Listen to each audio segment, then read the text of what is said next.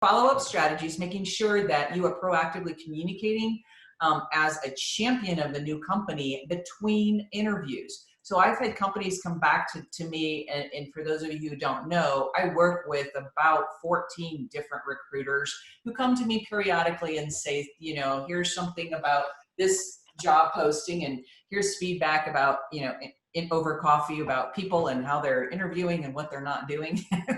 Really interesting conversations. One of the most important things that you could be doing is making sure, for example, on LinkedIn, that you are following the company brand.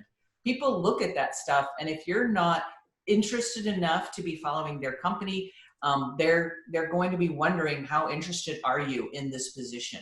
Sharing relevant articles and information. We've talked about the introductions, the invitations, and the information before, 3 I's.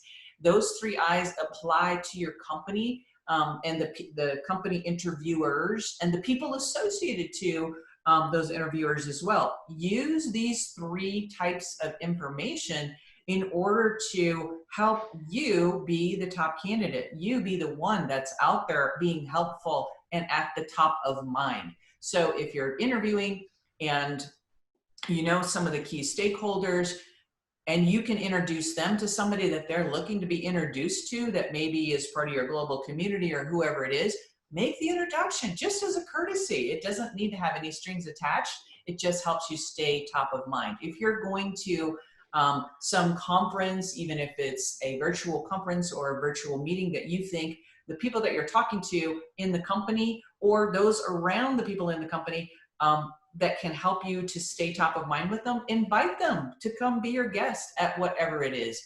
So keep that in mind as ways to stay in touch in between, to avoid the whole ghosting and the silencing between the interviews. Also making personal connections.